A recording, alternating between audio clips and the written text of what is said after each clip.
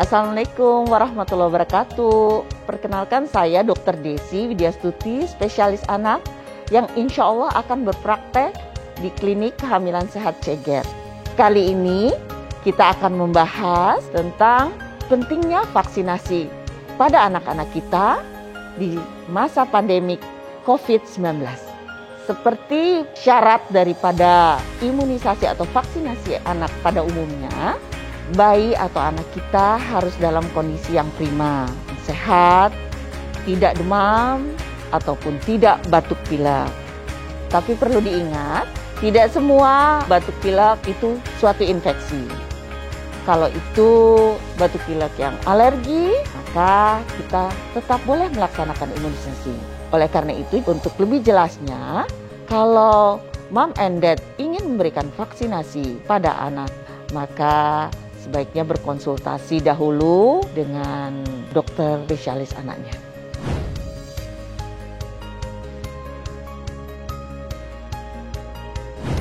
Sepengalaman saya selama ini berpraktek, memang ada bayi-bayi yang suka memuntahkan vaksin rotavirus. Kenapa? Mungkin kalau dilihat dari rasanya sih tawar ya, tapi kadang-kadang bayi masih suka memuntahkan. Kalau misalnya vaksin rotavirus itu dimuntahkan segera setelah diberikan pada bayi, perlu diingat juga vaksin rotavirus itu oral ya diberikannya. Jadi kalau memang dimuntahkan maka tidak perlu diulang. Karena sudah diperhitungkan jumlah vaksin yang ditelan oleh bayi dikala bayi itu memuntahkan vaksin rota tersebut.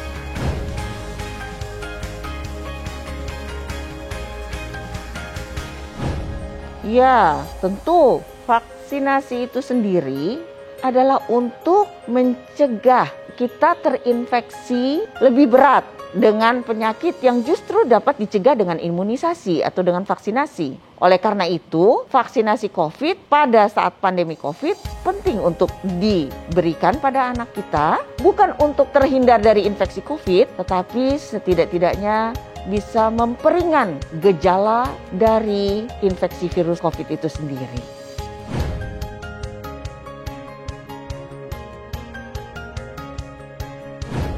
Jawabannya tidak. Karena apa? Dasarnya vaksinasi pada anak itu sangat penting. Kalau kita mengundur, justru nanti bisa menjadi wabah. KLB, kejadian luar biasa. Wabah dari penyakit yang justru bisa dicegah dengan imunisasi.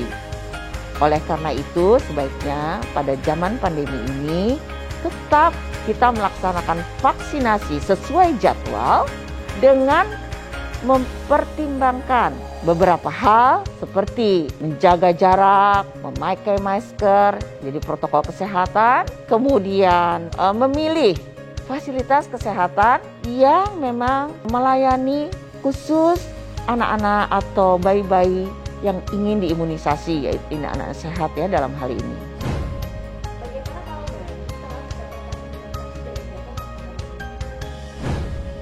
Bila terlambat, maka tetap dilakukan imunisasi karena tidak ada kata terlambat untuk anak kita dalam memperoleh vaksinasi atau imunisasi.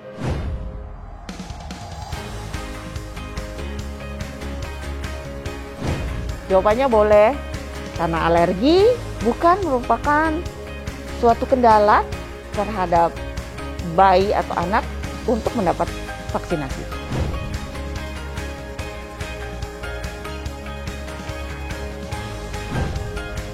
Tidak berbahaya, karena justru vaksin kombinasi itu, apalagi di zaman pandemi COVID-19 ini ya, sangat penting untuk mengurangi jumlah kunjungan kita ke fasilitas kesehatan.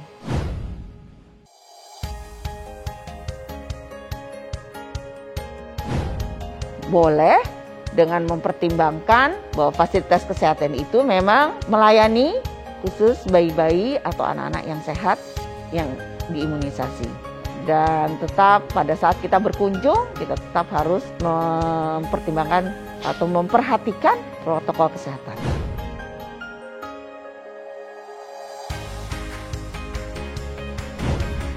Ya, pada bayi prematur memang punya kekhususan tersendiri karena beratnya yang terlalu kecil dan usianya yang terlalu dini ya, dia belum cukup gitu ya untuk lahir, maka harus kita tunda sampai beratnya 2 kilo atau usia koreksinya 2 bulan.